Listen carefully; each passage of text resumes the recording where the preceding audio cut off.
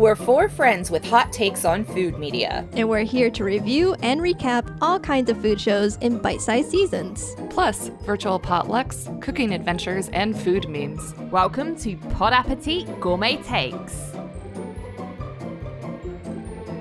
Hey, it's Justine. And it's me, LJ. I feel like I had to round it up because it's just us two. So just going, and it's LJ wouldn't work.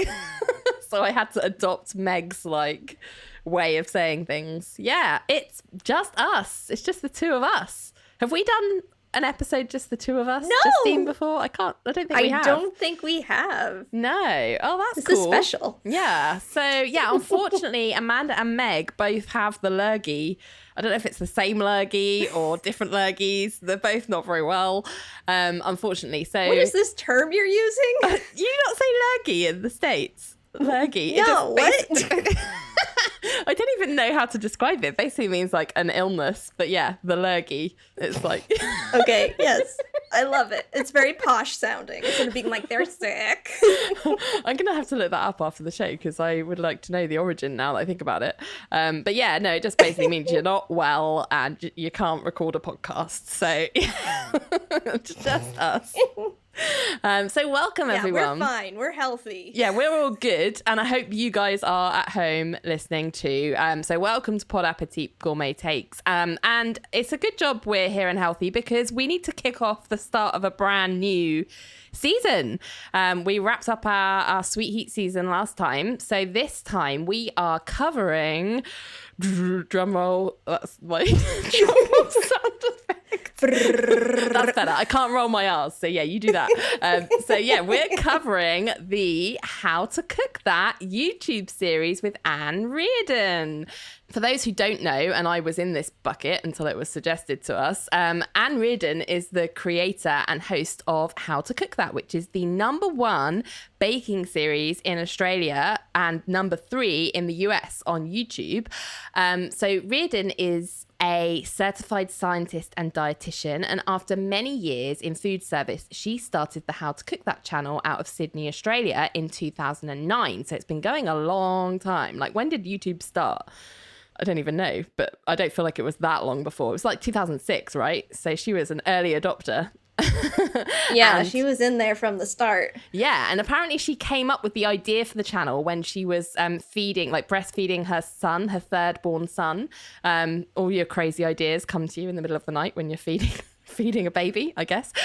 So she began with one post a week and then an occasional video. And as her platform grew, she moved to YouTube and her followers grew. Oh, so she wasn't on YouTube straight away. Sorry. As you can tell, I didn't write this bio.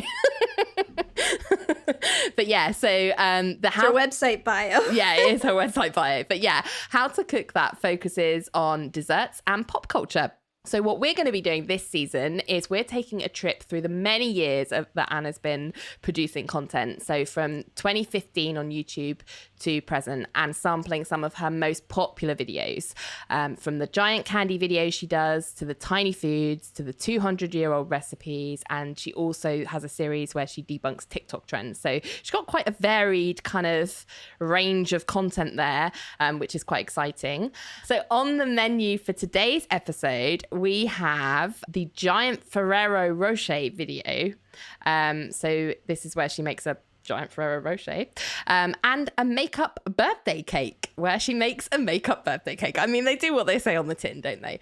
But before we get into all of that, let's find out what we have been doing in the kitchen. Justine, I'm going to ask you because there is no one else to ask. There is no one else here. It is just me. I did want to start off with saying that, unlike LJ, I have been watching How to Cook That on and off. I mean, I am subscribed. I don't think I have definitely not watched like every video. I do watch the ones that sort of appeal to me, as we will discuss further, and does a whole sort of range of videos. And something that we're going to dive into is pretty much how her videos have changed over time, with how YouTube has changed over time, and like generally like what was popular in what year. And like I definitely watch more of like her debunking videos, which are popular these days. So I'd say I'm like a recent-ish fan, but I have watched some of like her giant candy videos in the past before. But anywho, that's just where I'm coming from with that. Yeah. Where I'm coming from my home kitchen. I've been making some things out of one particular cookbook. I got it from the library. It's Whole Food Cooking Every Day by Amy Chaplin. It's transform the way you eat with 250 vegetarian recipes free of gluten, dairy, and refined sugar. If that... So is that like Whole 30 type thing? Well, it's just based on a whole foods diet, quote unquote diet. Just eating things less processed, less added sugars, which is what I have been doing. I just actually found this book that is just like, here are recipes for the way you're already trying to eat. Just eating. I'm like, yay, thanks. You don't have to, make any substitutions here. It's all ready to go. Exactly. So I've made what she calls her chia oat bircher bowls, which are basically overnight oats, where you can just make a big stockpile, put them in your fridge, and then I've got my little jars, so I can just grab a jar in the morning. Nice. And I also made her apple compote, but her variation on it, which is called her saffron apple compote with cardamom and lime. Is that got saffron in? Mm-hmm. Oh my god! Finally got to use my saffron threads. The most expensive of all before spices. They expire. Oh, I never throw saffron away. Like, I don't care if it expires. I'm using that shit because it is so expensive. Oh, yeah. So it's like she teaches you a basic recipe and then like she shows you variations on it of like, if it's fall, here's an apple compote. If it's nice. Summer, here's stone fruit. Like whatever you're going to use, and then like various flavors on it to keep it fresh, to keep it seasonal. I also have just made one of her seeded breads. These are gluten-free, basically brown rice and seed breads. I haven't tried it yet. It is literally cooling on my counter as we speak. I was going to ask if that was what was in your oven just before we started recording. Yeah, no, that sounds amazing. Oh, that sounds cool. I think I'm like a real sucker for like a seasonal based cookbook because I love being like, because nobody wants to eat like stew in the summer, you know what I mean? Like I want someone to be like, it's summer, this is what's good right now, these are some great recipes, so love it. Just feed that to me. Brilliant. So for me, I haven't been cooking anything apart from what I cooked for our Rick kind of potluck episode, but I feel like that was a while ago now. But I have been drinking. Oh my god, LJ, lay off the sauce. Not before recording, I hasten to add, but no, so it's summertime, I'm in the UK, and that can only mean one thing as far as I'm concerned, which is Pimm's O'Clock. Have you had a Pimm's before, Justine? I feel like I have, maybe via like Bake Off or something. Please do elaborate. Yeah, so Pimm's, if you don't know what it is, it's a very British alcoholic beverage. So basically it's like it's not what do they call it? They call it like a fruit cup, which is essentially like a concentrated liqueur of sorts. It's gin based. And they kind of basically add like a secret recipe of like herbs and spices to this gin stuff with some fruit, I guess, and reduce it right down. And they serve that in bottles called Pimm's. And in Britain, I don't know where it started. Don't ask me. I'm not an expert on British history, but basically all I know is every summer Pimm's are everywhere. So you go to a pub and you might be thinking, oh, I would have a beer or a vodka soda, or no, actually it's summer, they've got Pimm's, I'm having Pimm's. Because what you do is you mix that liqueur with like either lemonade or like ginger ale, like usually it's lemonade, and in the UK lemonade is like carbonated, so it's like fizzy, so it's not your flat lemonade that you get in the US, which I also like, but you wouldn't want it with Pimm's, I don't think.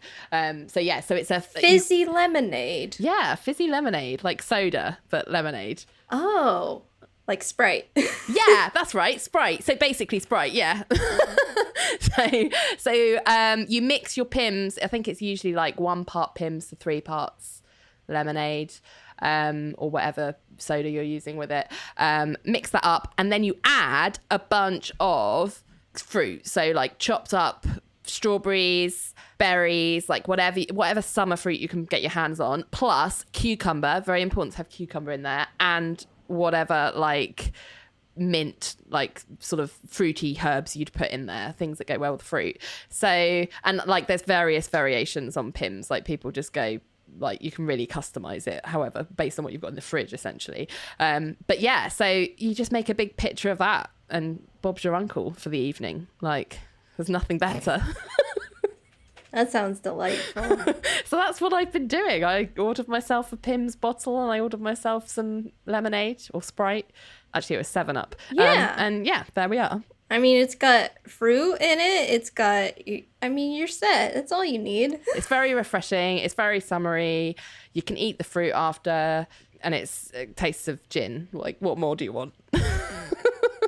Mm-hmm. Now that we've, got that out of the way and we all know where we're up to in the kitchen, let's look at what we have on the menu for today's episode. So first up, giant Ferrero Rocher recipe.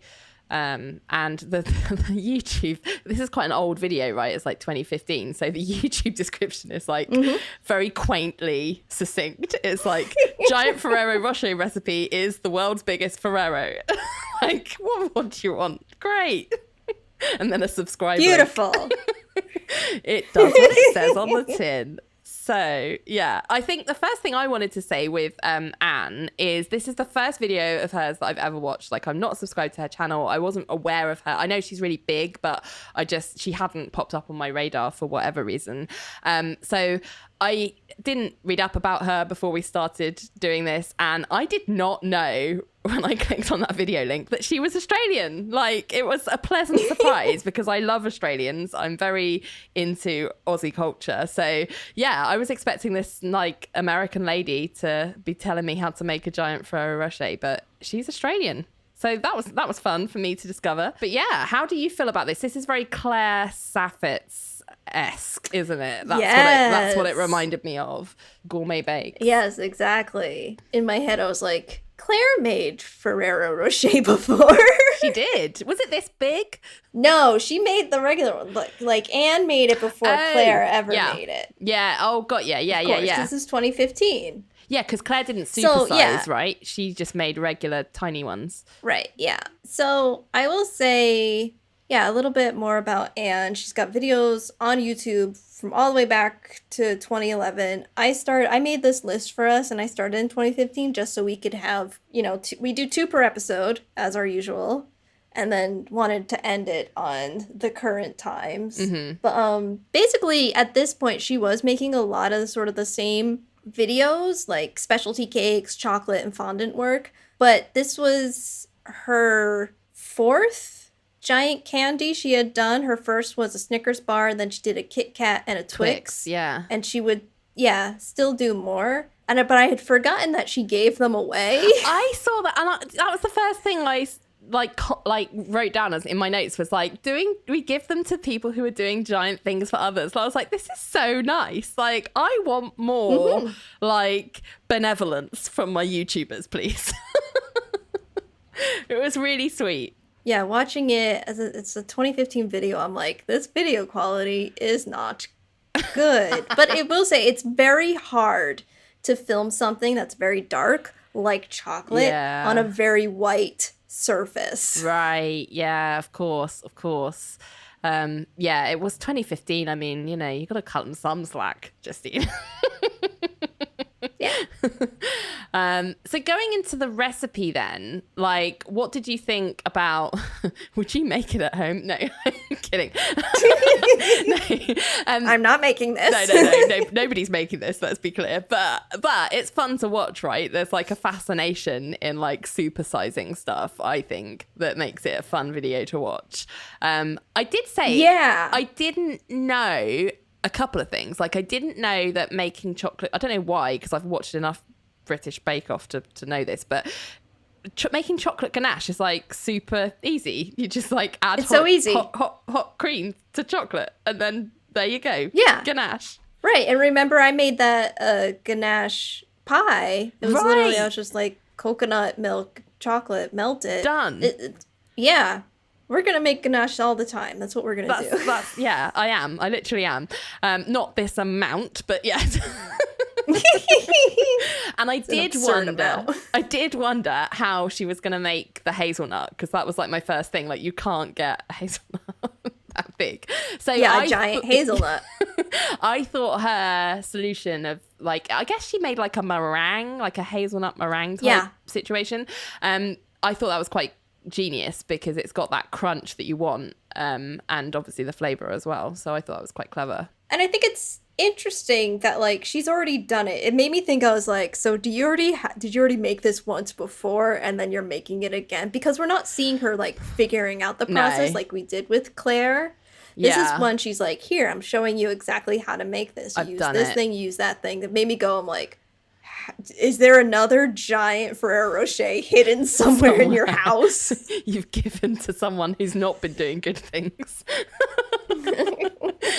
There's so much. Imagine the amount of chocolate she'd gone through to develop that recipe. I mean, I don't know, like the mind literally boggles. one of my notes. I'm like, that is a lot of chocolate. So much chocolate. I also thought it was quite funny how she was like, oh yeah, just casually temper some chocolate for the coating. Just temper that chocolate, then pour it on over. Like, we know from watching Claire, it's not that easy. It's never been that easy. A lot of casual tempering. You're right. And it's quite interesting to see her style of like instructions, because she's relying on the fact that she's put all of the instructions on her website, right? So she doesn't go into any detail. It's like, it's more about the construction, I guess, than the actual making of the components, which I guess is the more visually interesting thing to watch. Right. And I do think she's relying on people who do know, who are coming to the table with that knowledge of like, I've tempered chocolate before, I've made a ganache before, I know what to look like when something splits or something, you know. It's not entry-level bakers for her. No. Because I wouldn't call, but even like me, I wouldn't call myself an entry-level baker. Like, I've baked lots of things before, but I do need the instructions. which exist, but I think this is for like advanced. This is for like people who would be entering the Bake Off. Do you know what I mean? Like, who know what they're doing and have that like knowledge, and everybody else is just watching because they're fascinated. I think also back in the day, people weren't watching like 30-minute YouTube videos. No. They were watching much shorter content around this time. Right. So she's not going to make a whole instructional video because people wouldn't watch it. It wouldn't get served to people. And this is interesting because that also speaks to what you were saying. It's going to be quite interesting for us to see how her content evolves over the time period that we're looking at, because like 2015 YouTube was a whole different thing to today, right? So yeah, I think that's interesting. How do you say Ferrero? How would you say the name of this dish? Because that was something that I wanted to pick up on. Somewhat similar to you, but I think you say it a little bit fancier. I just say Ferrero Rocher. Yeah, so she was saying it, and this must be an Australian thing, right? So she was saying it like Ferrero Rocher, and I was like, what? I was like, I've literally never heard it called that before in my life. Least of all in France. So that was quite funny. Because it took me a few, like, every time she said it, I was like, am I thinking about the same thing? Like, she's making those little, like, chocolates with the nuts, right? Yep, she is. Okay, we are talking about the same thing. Good. So, yeah, I thought that was quite an interesting, because sometimes Australians, I just assume they say things the same way as we do in the UK, but there's the odd word which they pronounce slightly differently that always makes me go, hang on a minute, what? What are you talking about? This is one of them. Well, I feel the same way with you sometimes. Well, lurgy, we've talked about that. That's like, you don't even have that word. I'm not just mispronouncing something. It's a whole new word. World and word. What did you think of her trick with the waffle cones? Yeah, that was interesting. I was like, because she kind of says like she like stumbled across that they do this because she was trying to crisp them up in the oven, but then found that actually they do the opposite, which has become kind of floppy and you can pull them apart. And I was just like, what were you like?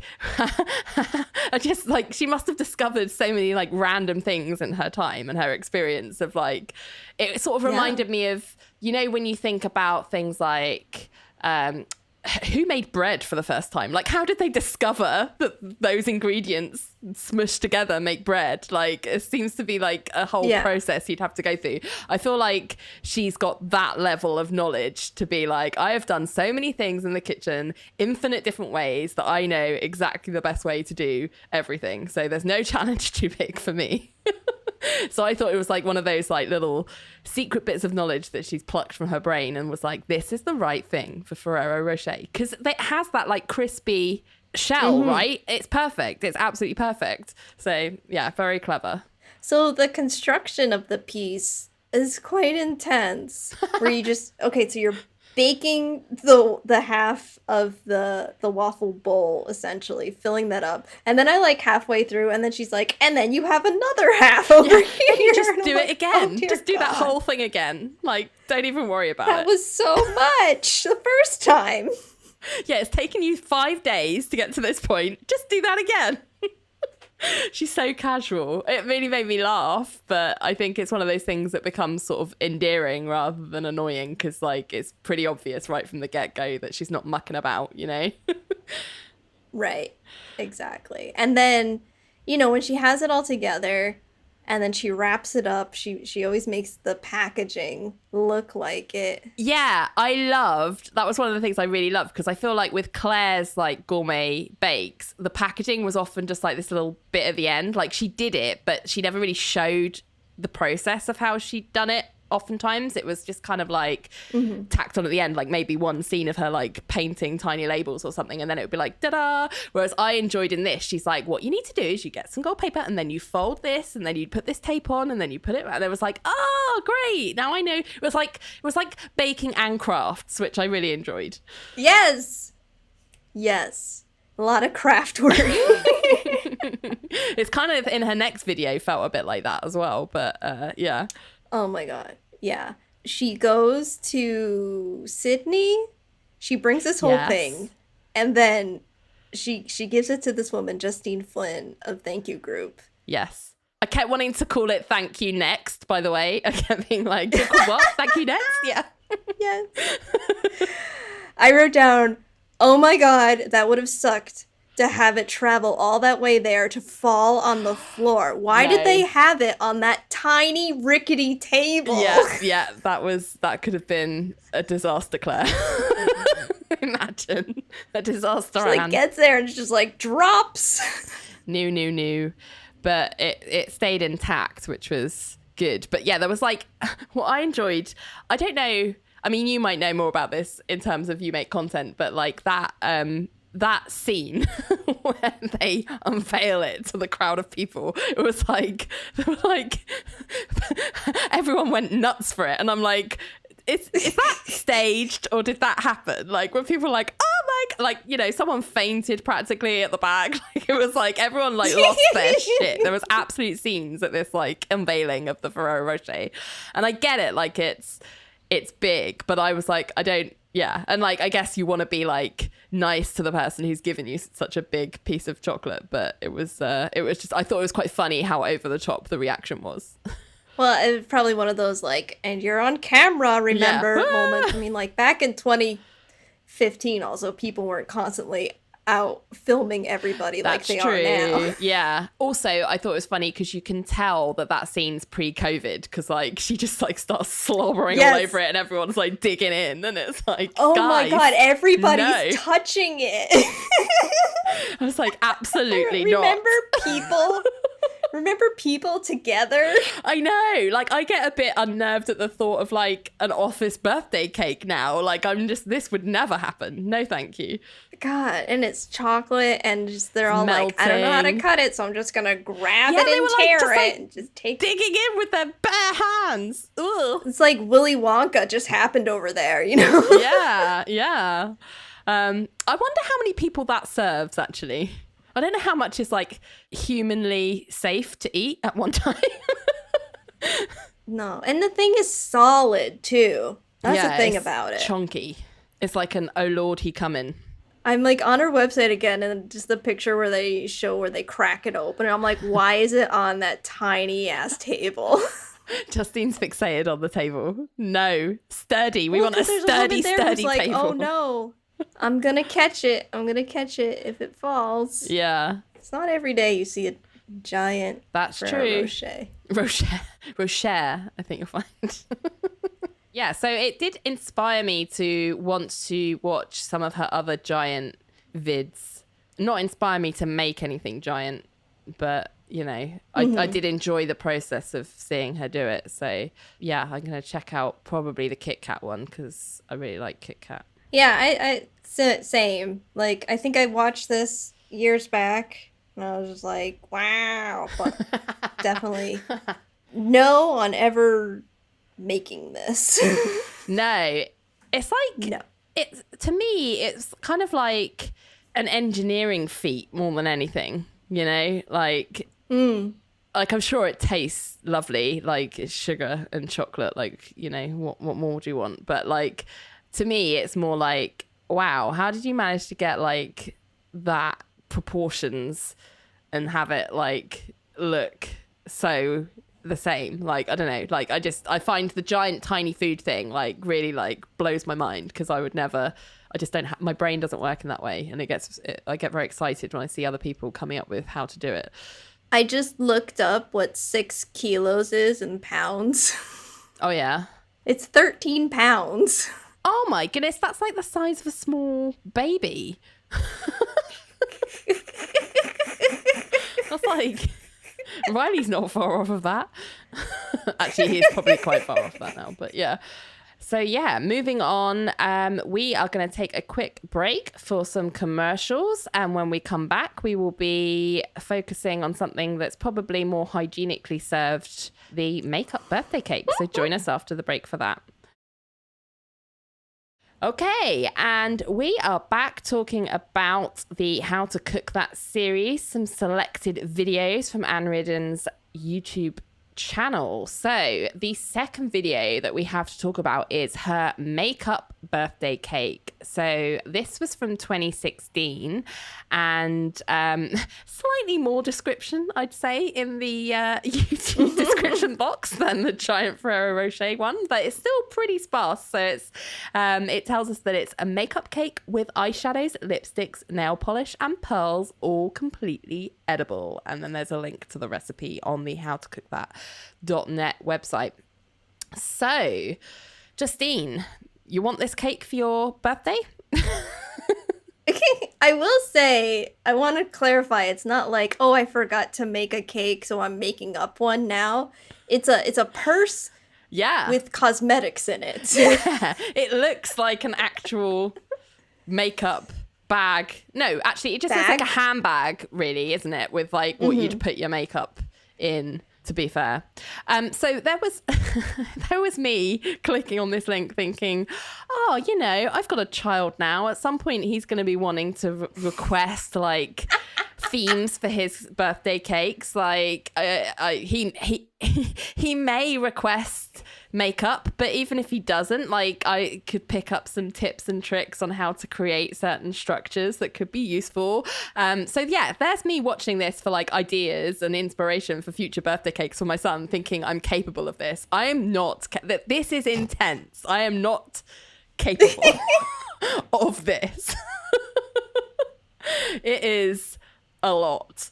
Like, I want to know, does she have like a time estimate? I didn't click through to the recipe because I watched the video and I was like, nope, not doing that. And I just want to know, she should put like an average, like how much time you can expect to spend on doing this stuff. Because, you know, it's got to be like your hobby, like something that you love doing to actually pick this up and do it, right? Or you must love your kids a lot. Yeah. This is something you are doing for days. This is not like the night before. It's a project. The day before. Days you are making this. Yeah. It's your life for like, I'd say a good week. Doesn't say how long it total time to take to make this is, but like each thing is like, you know, leave to cool overnight or place in the fridge for 4 hours. Yeah, like, I think you're doing this if you're good at, like, if you're an advanced baker, it's taking you at least a week. If you're like amateur, like, I mean, expect to write off an entire month because things will go wrong. You'll have to do them again. This I think video was a journey. it's so intense. Like, she's not just making, like, guys, I can't stress this enough. She's not just making the cake. Yeah, we're trying to like.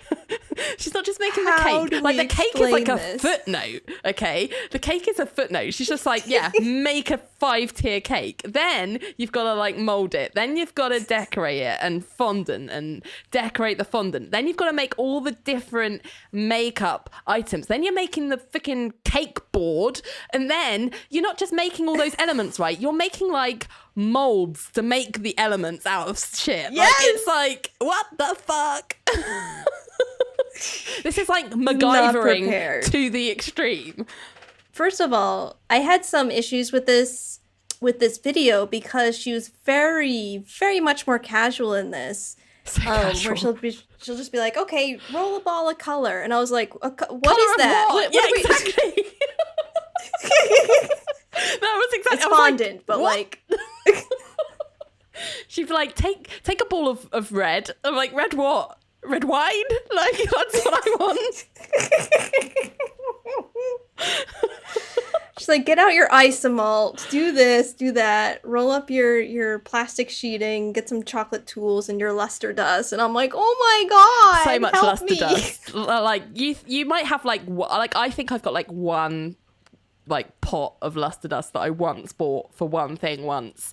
But it were probably like cookies that Rick made a recipe for or something. Yeah. You need like a makeup palette of luster dust to do this. Like, you can't. It's like, you know, you're like your whole like MAC palette of like 32 different shades. That's what you need for luster dust in order to take on this project. It's just not gonna. Yeah. So many different shades. I will say, when I started watching this video at the beginning, I was like, this isn't typically the content I would watch. I'm not really into cake decorating. It's not a hobby of mine. Also, I'm like, ew, no one would actually eat this. Like, she's making all these things that nobody would eat. No, they're just for decoration. Right, yeah, there's little balls of fondant and stuff like that. And to me, I'm like, it's not practical. It's not for me. I mean, even like isomalt and whatever. It's just like, it's just a decoration thing. Isomalt just tastes like sugar, right? I don't even know what isomalt tastes like. It sounds like it should taste disgusting. I don't know. Can you eat it? Well, I mean, it's technically meant to be edible, right? But because they use it on Bake Off and stuff. But it's definitely for the look. Like, nobody wants to eat anything out of isomalt. But yeah, so like midway through the video, she's like, get out your Legos and your molding gel. And just, and I'm like, that's when the video, like, it started to hook me because I was like, okay, strap in, here we go. Yeah, this isn't just a cake, guys. This is like an engineering challenge. Like, I was like, yeah, so pry the Legos from the death grip of your toddler in order to create what was that for? That was like a trough for the molding to The make lipstick. a mold about the lipstick. Like, the Lego's not even the mold, it's like trough to make the mold. Like, it's I mean, it's a lot. I mean, it's a part. I respect the genius and the like creative thinking. I mean, who are these people that do this? I just think it's so interesting that she only chose to make the one thing in a mold, where the other things, like the nail polish, she was just roll up a fondant and shape it. Just do that like by eye. A lipstick tube Yeah. is a tube. I was like, you can also roll that in fondant. Well, I think she wanted to thinking- show a range. Yeah, maybe. Yeah, she could have done a much simpler version, but the fondant lipstick that she ended up with. Actually, no, she used chocolate, didn't she? So the lipstick that she ended up with from using the kind of mold Lego situation was like a much more intricate like shape, wasn't it? Rather than a tube. So I think, yeah, she was just demonstrating that technique, I guess, to get something was more intricate. Because also she did a mold for the brushes, the makeup brushes. So there was one with the kind of Right, yeah. acetate tube that she made to make the shape of the bigger ones, and then she had like a drinking straw that you could use, which again she said use that for the smaller makeup brushes. She's like, pipe chocolate in the drinking straw, and then she was like, just cut the drinking straw off. And I was like, with what? Like, she didn't show me, because like you can't get scissors in there. She didn't show like what cutting implement. I mean, I assume it was like some kind of like craft knife or something, but I mean, I don't have a craft knife. I need to know if I need a craft knife. Yeah, she had a lot of razor blades because she was like cleaning up edges on things and stuff. It was intense. But like, I agree with you that like, yeah, I think it's interesting that she made like those handles and the lipstick out of chocolate, because those things you can eat, whereas the fondant you're not going to want to eat. No, nobody wants fondant. And also, when she was talking about the pearl necklace with the sixlets, I don't know what they are, but I looked it up. It's candy. They must be like an Australian brand of candy, because I have never heard of. I had to look them up as well, because I was like, what is she saying? Is it a word she's pronouncing in a way that I don't understand? But no, it's a type of candy. Yeah, it must be Australian, because I don't know what it is either. I was also thinking, I'm like, if I did this, it would come out such a mess. Oh my God. Like, I just, what's that show where they try to make things and they just look ridiculous? Nailed it. Yeah. I would just look like a sad sack. This is exactly Nailed It. Because they do this quality of work in Nailed It, where they're like, replicate this, and they'll do this exact thing. Right. And they'll be like, oh, our guy shows you how to do it. But you're taking people who have never done it before. This is intricate work. Mean. That is mean. Mine would just look like a plastic carrier bag from a grocery store. It would not look like this. You just needed so much equipment. There was like that texture mat that made the pattern for the bag. I like that. That was, but like, and then you've got to like line it up so it perfectly repeats. Like, oh my God, like that would take me half a day at least just to do that. And then she had the kind of wheel thing, the tracing wheel that sort of poked holes for the stitching. I thought that was quite a neat tool, but I did think you could just do that with like a skewer or something. You wouldn't need to get that. But the other thing I thought was really clever was the way she's made the bag. She's made all the pieces of makeup and stuff that's going in the bag, and she's made her pearls. She's also making the like a board type thing for everything to sit on. And so she makes this board out of different shades of like brown fondant that she kind of mixes and rolls and smushes together until it's like a perfect wood effect. And I thought that was like super clever the way that she did that, because that blew my mind. So good. Yeah, I wouldn't think, because when you look at it, when you look at the beginning, when you see what she's going to make, you're like, oh yeah, all these things are cake and whatever. I did not clock that the board was something she made. No, and it's just like, and I thought it was really interesting that she showed the process, right? Because she sort of smushes them together and does a few kind of, I don't know, needs of the dough, as it were. And she's like, look at it now, like it's like sort of got the stripy effect, but it's not really marbleized in the way that I want it. So you just have to keep going. Because like if it was me doing that at home and I'd read it on a recipe, I probably would have ended up with like that point where she stops and gone, this is good enough, and left it like that. But she was like, no, you got to keep going, because eventually it does get that really like I don't even know how to describe it. It just looks like wood. It just looks like wood grain. It looks like a wooden cutting board. It's amazing. So clever. So clever.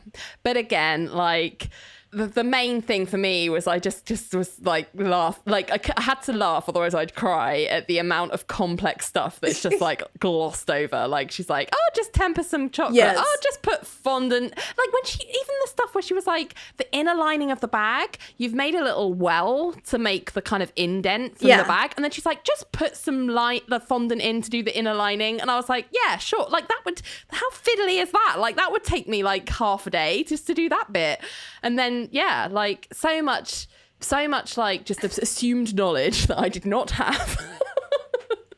But then I'm not probably the target audience for that kind of level of needing to get something from that video, you know? I mean, from watching like Is It Cake? People do this. You know, people have this talent, this skill. I don't have it. I'm not interested in doing it. But I mean, oh my gosh. So I bet there were some people, because she asked at the end, she's like, if you make this, send a picture to me. And I'm like, whoa. Yeah, at your peril. Because it's not going to look this good. It was, yeah, I mean, it's amazing. And I need to find other sources for my cake inspiration for my son, because there's nothing, I can't recreate anything from this video. I could maybe make the cake. I'm sure you That's could. it.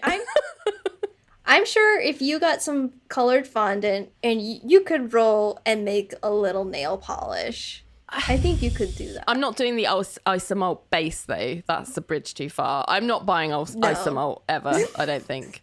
And the silicone, like, how many silicone trays do you think she has? Because we've seen like 4 already. So many. Like the intricacy of that makeup palette. Like she was just cutting strips of fondant for like days. Like every tiny little separation of each little luster dusted square of eyeshadow. Like that's, I mean, it's a fit. Also, I should mention, like, one of the reasons this is not the life for me is I have a condition called hyperhidrosis, which is essentially just really sweaty hands chronically. And it's especially bad if you're like concentrating on something and under pressure. So this is I can't do chocolate work. I can't do. Like, they would just be luster dust fingerprints everywhere. It's just like, I can't do this. This is not for me. I wish I could, but I'm not going to be doing that anytime soon. Fun to watch though. But does this make you want to watch videos though of people making stuff like this? It's hard because on the one hand, I did enjoy it because I have the sort of brain where it's this sort of thing I can imagine, I think, if I have more time, wanting to try as like a hobby, like maybe starting a bit simpler first, but maybe working up to something like this. But I just don't have I can't do it physically. Like I'd have to wear gloves, I guess, or something, or just be a completely different human in a different body. But like, it's just not, I think my hands are just too warm. I'm never going to be the sort of person that can do like intricate, like pastry craft, and dessert work. So on the one hand, I enjoy watching it because I do think, oh, wouldn't that be nice to do? Isn't that interesting how she's like MacGyvered all this stuff? But on the other hand, it's frustrating because I know I can never do it myself, even if I wanted to. So, yeah, I wouldn't watch it like regularly, but there might be, if there's a particular theme or concept that I think, oh, that speaks to my interests, I'd probably click on it and watch the odd video, but I wouldn't necessarily seek it out, if that makes sense. For me, yeah, this was, like I said, a wild ride. In the beginning, I was like, and in the end, I was just like, wah! But personally, it's not a hobby that I would take up because, like, A, I don't have the time for it. So, like, doing something like this I would just have only minimal hours to work on it, like, on weekends. So that would lead me to doing something like, you know how people like build those little like tiny rooms and whatever? Yeah, I think those are very cool. I do like the idea of that, because that's the other thing I think with this type of thing as a hobby. Like, I love project recipes. Like, I've done the baking thing that BA did a few years back, like, and those got gradually more and more complex. Like the cinnamon buns was like the ultimate one. I think it's on our Instagram story highlights. That took me a whole weekend to do, and it was really fun. I did have more time then. It was pre-baby, but I enjoy cooking projects because you can usually eat them. Like, I feel like if I took up this as a hobby, I wouldn't be getting through my creations, like, you know, no matter how much I like cake, like I can only eat so much cake, and I haven't got that many people in my household. And like, as you've mentioned, some of this isn't cake, it's just like fondant. Like, what am I going to do with that?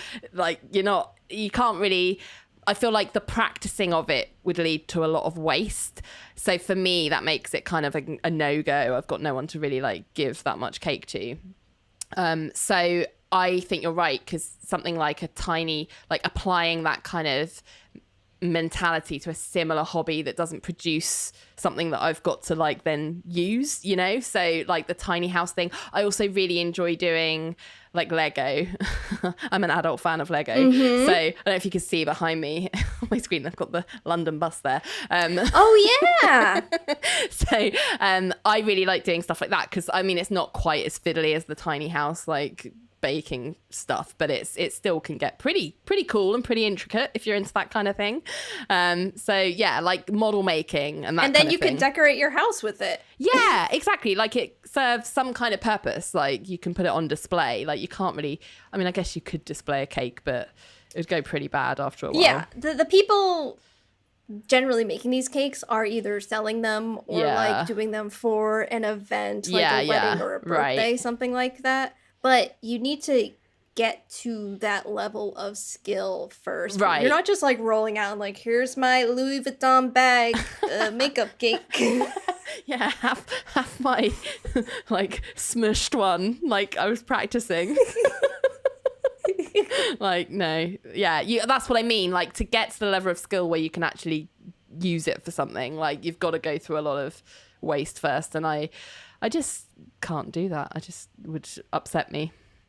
So that was a stirring conversation. Now we are going to see what is on our back burner. So it's a tiny weeny back burner today. We've got a very small flame. We have got this news to share with you. Lottie from GB Boat has a cookbook out, which we found out via their Instagram. So Lottie, if you remember, was on the 2020 season.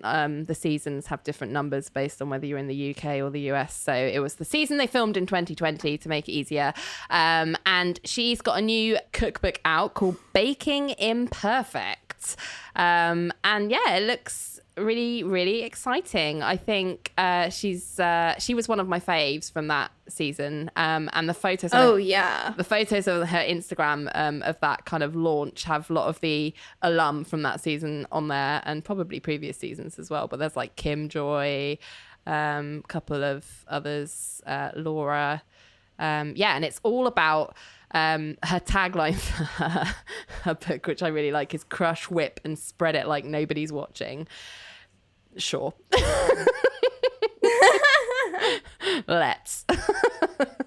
So yeah, I think I'll be taking a peruse of that and seeing whether I actually want to bite the bullet and purchase it. I'm actually trying to stop myself from buying. I don't know about you, Justine, but I have a lot of cookbooks that I need to actually use.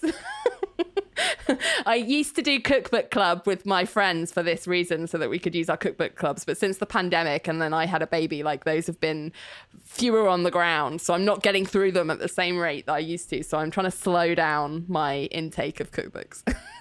Yeah, I definitely, like I said, the cookbook that I was referencing earlier, it's on loan from the library. Great idea. Oh, I'm going to do that, actually. I'm going to, because I've joined the library since having Riley, because I take him to get some books, which is a nice afternoon for the two of us, because they have like a little soft play area and all of that. And he gets, free books for a time.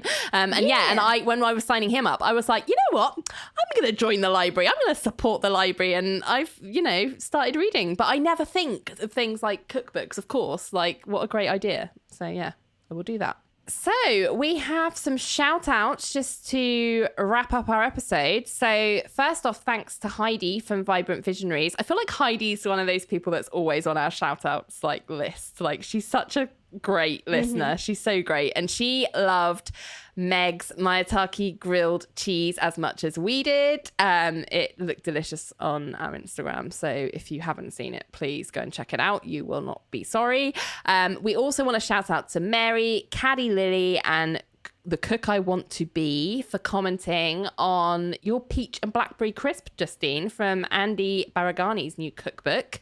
That looked Yeah, freaking-licious. the cook I want to be, they're doing an Andy Baragani cook-along. They're making all the recipes, and they can't wait to make that one. Are they? Oh my gosh, that's exciting. That's a great idea. That's a great idea to do. Maybe that's the way we get through our cookbooks, right? We just decide to document it on Instagram for a challenge. Good idea. Also, thank you, Evie, for reading and commenting on Meg's blog post. Meg wrote a blog, because we have a blog, if you didn't know, on our website. And she, it was a while ago now, she did an article called What Happened to the Bon Appetit Test Kitchen. And that has basically what happened to everyone from the Bon Appetit Test Kitchen, what they're up to now, what they're doing, things you can kind of, if you were interested in them at the time, you can follow along on their career since leaving Bon Appetit.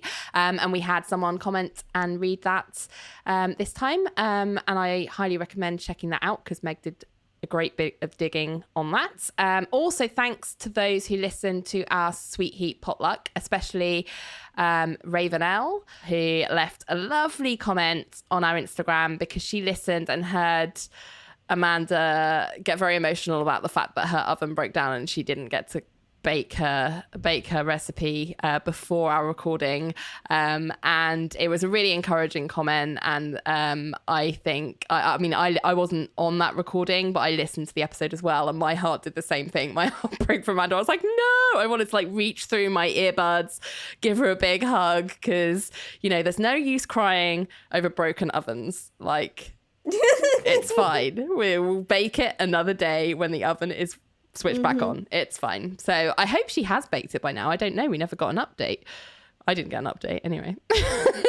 Justine's also shaking her head.